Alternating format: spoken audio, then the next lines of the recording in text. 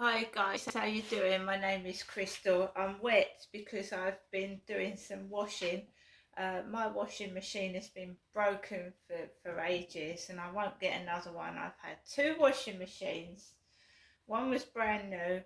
It lasted about 6 months and I came home and it just gushed with water all over the kitchen floor and it was broken.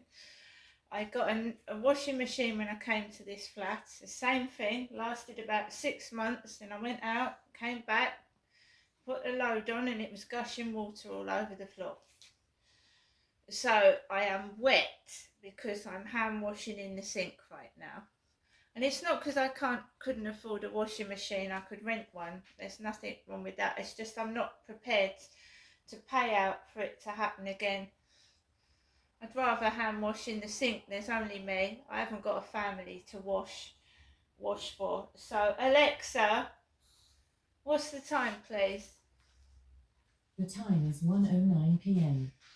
One thing I'm grateful for is my shower. At my other flat, there was just a bath. There was no shower. So when I moved here, it was a brand new shower. Fuck me. After living for 10 years without a shower and just a bath, a shower was so, oh my God, a luxury. It's just a shower. How much a luxury of a shower was to me after never having a shower. So I can afford a washing machine. I could rent one. The problem is every time I buy a washing machine, I go out shopping, I come back and find my washing machine's broke. Whether it's a coincidence or not, I don't know.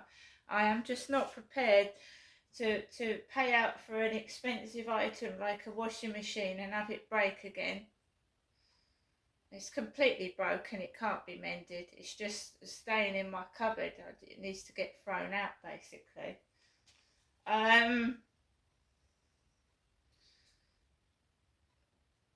So guys, it's 1:10.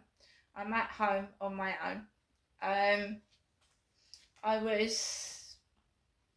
I turned the boiler on to put the heat in and the just to hot water on for about 10 minutes and the gas ran out. So the gas, when this place runs out of gas, it switches obviously right off. So it flashes blue. The boiler light flashes blue, and then you know that you've run out of gas, right? The meter is right downstairs, so it's not in the building itself, and it's not inside my flat. It's downstairs in a cupboard, which you've got a key for.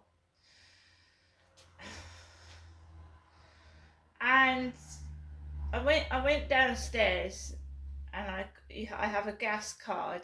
I have to top up a gas card. I haven't got a smart gas meter. I've got a smart electricity meter. So when I top up the electric, go straight on. I don't have to go out to a shop to top it up. When the gas runs out, it's just an ordinary pay-as-you-go meter, and you have to go to the shop to top it up. I wish the co-op would start, people being able to top up with keys and cards, but you can't in there.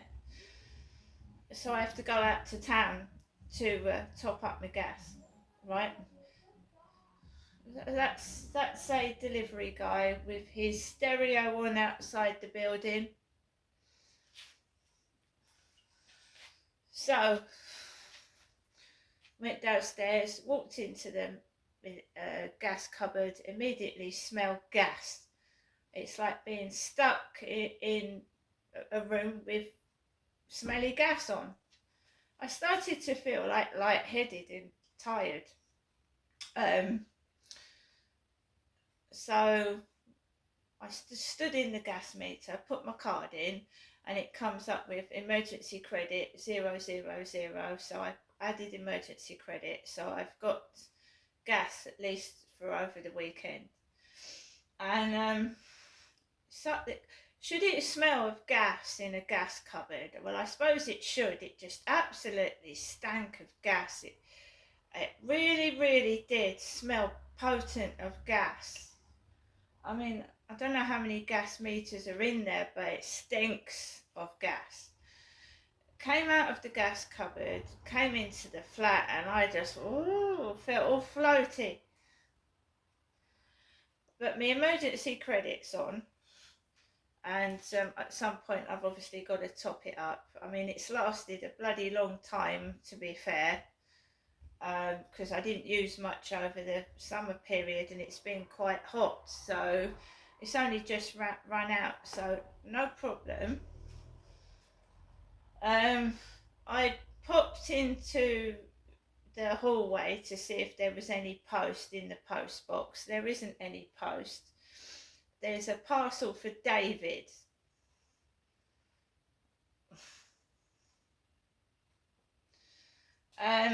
So I'm not expecting any mail, I'm not expecting any parcels. I've got plenty of food, I'm nice and warm because I've got dual energy, which means that if the gas runs out I can put an electric heater on, no problem.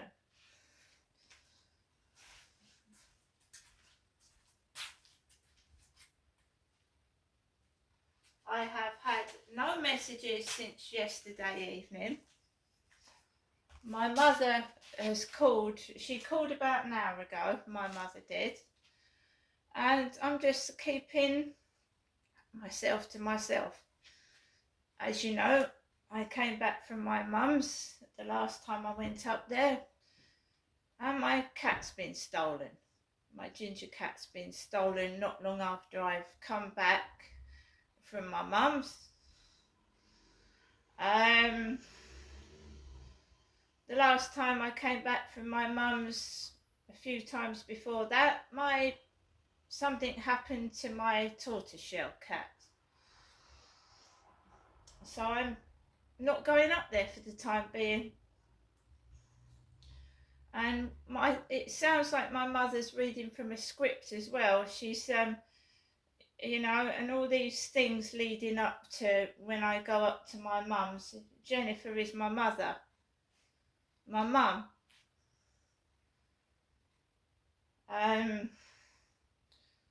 I've lost a lot of things in my life. I've lost my sister. I've lost my brother. My dad died suddenly, and I've told you about that. I didn't hear about his death for 2 days afterwards. I am staying away from toxic people. You can clearly see that my mum does have mental health issues, even though she doesn't believe she has and won't accept it. And it's affecting my health. And every time I speak to her on the phone, she doesn't speak to me like a mother. She speaks to me like she's a robot repeating a script. And it fucks my head up with what she says. And I don't want to listen to it. I'm sorry, but I don't want to listen to it anymore. And I have a choice. I'm an adult. And if I don't want to listen to something that's affecting my health, I don't want to listen to it.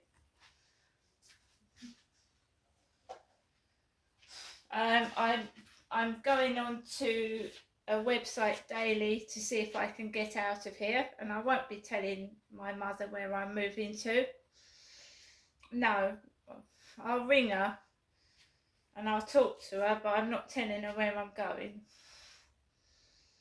Because she has a very large big mouth, she can't help it. She tells the taxi drivers all my business, and some of these are foreign men and it could be dangerous, right? So I'm just protecting myself now, okay? Last night, I didn't answer the buzzer to that man. I have a choice. As the police said, don't let them in. Don't talk to them. Don't let them in.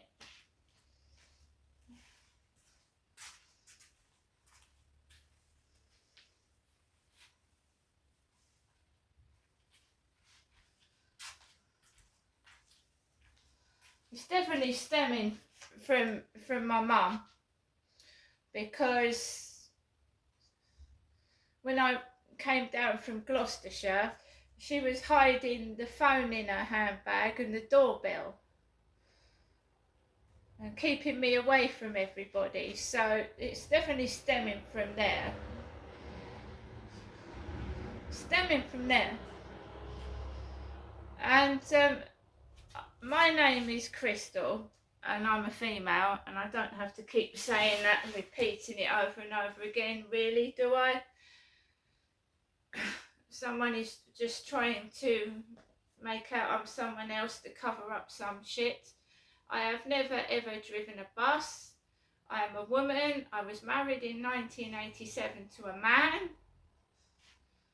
I mean, I can get hold of my marriage certificate. I was married in 1987 up in Gloucestershire in a registry office, okay, to a man. I don't know what the fucking hell is going on where all this mix up and calling me a fella. It's blatantly obvious I'm not. So, yeah, I've been married and I've been divorced, and I certainly wouldn't get married again. I'm in my 50s. I really just want to sit down in my flat and have a bit of peace and quiet and be left alone.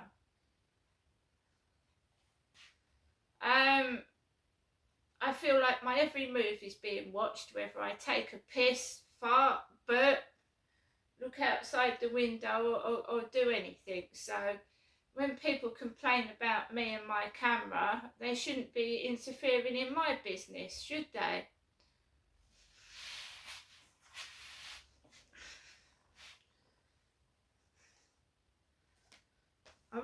I'm just getting older now. I really couldn't care less, right? I just ignore it.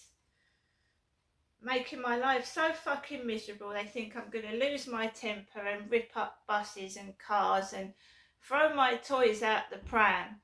And you know, it's so ridiculous. It's so boring as well. It makes me fall asleep.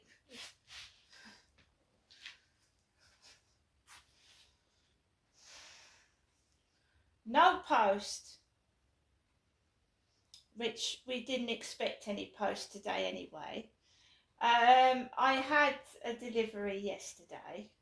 If people want to draw up outside the flat, open their boots and pull out all their belongings and then like parade it about, go ahead. Because half the time I'm led on my sofa watching Netflix. See you later.